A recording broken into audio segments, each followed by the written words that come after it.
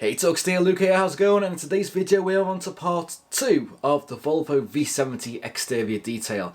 Now if you've not checked out part 1 already, I'll leave a link right up here in the top right of the video, so go and check them out first before you watch this video. But in this video we'll really get into more of the depth of the detail, do a lot of machine polishing and ceramic coatings, etc. So without further ado, let's get into this and start off with the decontamination.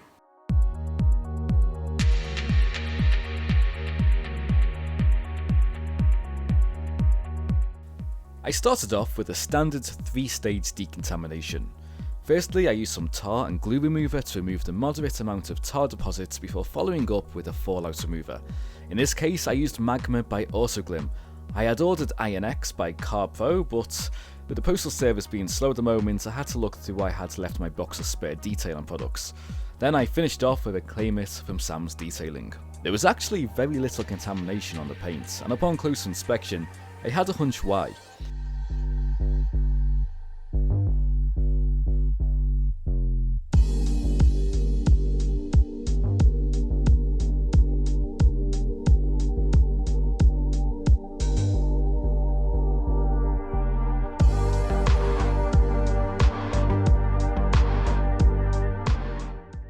In this shot you can see that the car looks dirty, but it's actually really clean. What you're looking at is the peaks and the valleys of the paintwork, which is highlighting the orange peel in the factory paint job. There's nothing strange about that in itself, but this shows that the paint has been dulled so much that this orange peel effect is present all over the car. I'm not quite sure how this has happened. Normally I'd get this result if I used sandpaper on the paint where it hit the peaks and not made contact with the valleys, and thus dulling the top parts while leaving the lower parts shiny. This doesn't quite seem the case with the Volvo because it has so many swirls. I mean, holy cow, it's got a lot of swirls. My best guess is that it's been washed so aggressively on multiple occasions that it's effectively sanded down the paint, and that's probably the reason there wasn't much contamination on there. Well, I started off the polishing by performing a test spot on the bonnet to see what I'm up against. I did 4 passes initially, but wasn't quite satisfied with the result. On the rear, I did another spot with 6 passes and was much happier. I think about 95% of the swirls were removed this way, and that was good enough for me on a 13-year-old daily driver that's being cleaned outside without the benefit of a sealed environment or proper lighting. For this detail, I tried out Koch Chemi cutting compound on my Auto Finesse DPX dual action polisher, and for the majority on a Lake Country medium cut pad, with a yellow deep cut being reserved for areas that are displaying scuffs and scratches. Overall, despite not saying it was designed for dual action polishers, it did a great job. The cut was good along with the finish, and the working time was fantastic, and I'll probably be sticking with this in the near future.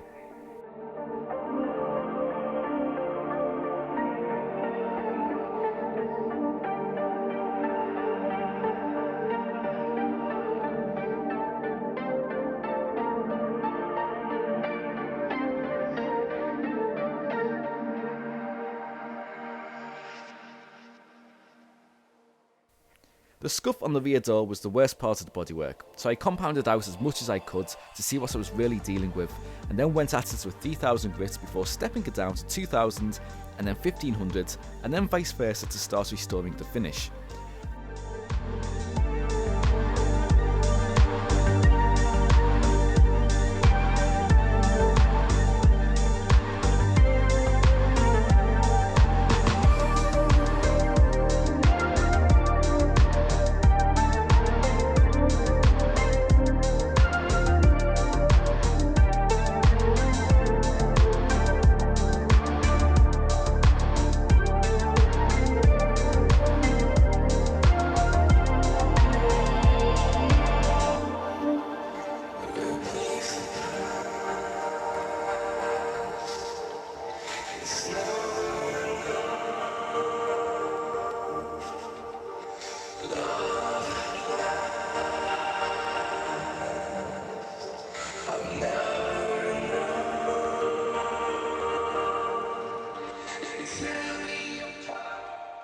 There's still significant haze in this shot as the refinement process hasn't yet been completed, but I hope you can appreciate that most of the scuff is gone.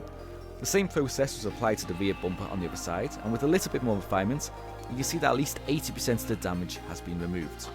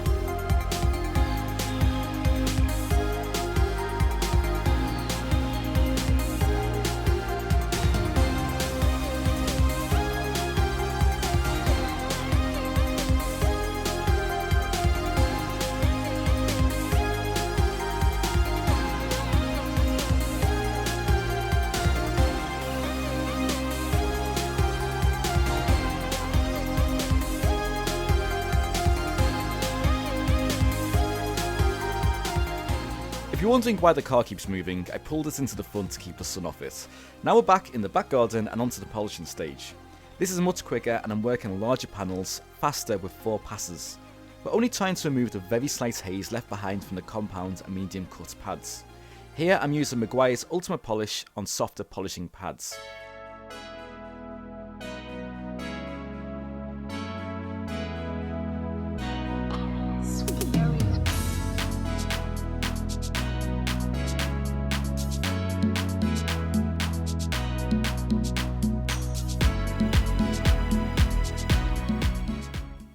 Then it was one final wash with Mcguire's Wash Plus to remove any dust or residue left from the polishing process.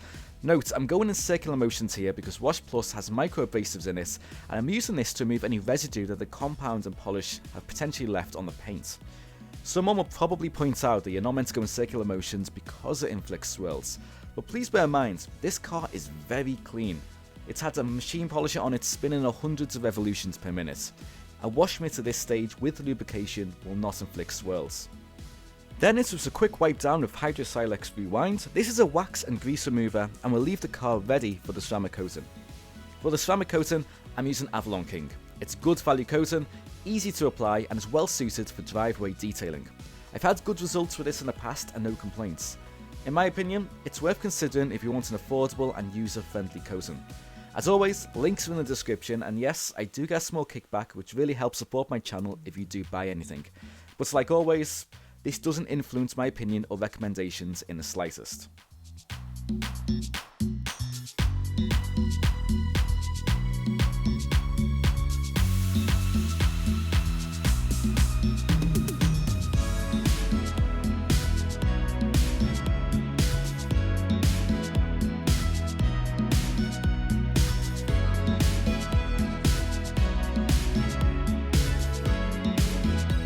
Onto the finishing points. This is black Perl trim and tyre armour. I used it on the engine in part 1.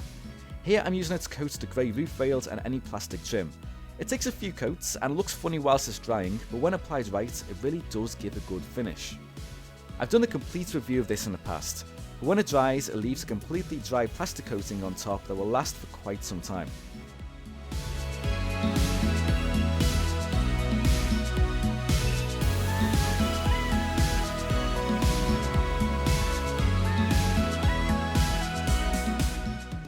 Finally the glass, and I think I've discovered the perfect way to clean it, so I'm going to be doing some more testing and hopefully post a video on that in the near future. The wheels are being left and I'm going to be taking them off over the next couple of weeks and attending to them, as well as the brake calipers and wheel arches. Then the car should mostly be ready.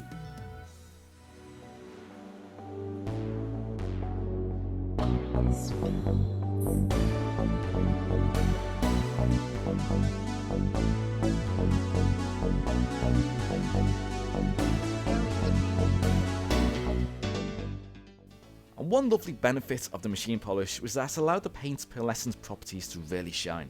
I didn't even know this paint was pearlescent because it was so faded and flat. But when you get it in really strong sunlight and at just the right angle, it turns into a beautiful shade of purple. It's rare that it does this, but so rewarding when it does. And I do want to point out that there are swill marks left in the paint, but we are viewing this under the most direct sunlight. And I think this is the best I could do out here in this type of environment. And like I said earlier, if I had a sealed environment with proper lighting where I can inspect the paint on every single pass, perhaps then we can move 99 to 100% of the swirls, but that's just not going to happen with the setup I have.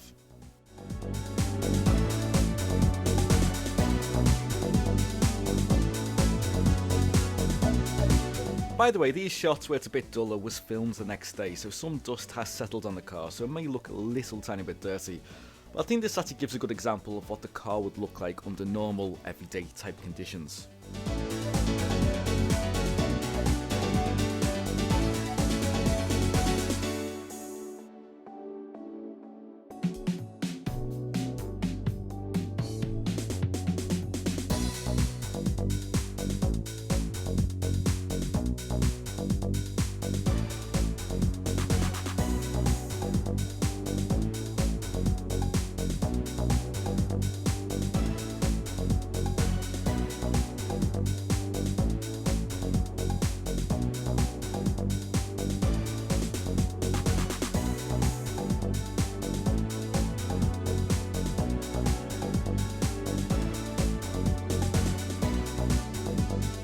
And there we have it for part 2. If you're not a subscriber to the channel already, it would sure be great to have you along for the ride. So if you want to see the next video on this car, which is going to be dealing with the wheels, the wheel arches and the brake calipers, be sure to hit that subscribe button and bell notification icon so you're alert to that video as soon as it drops.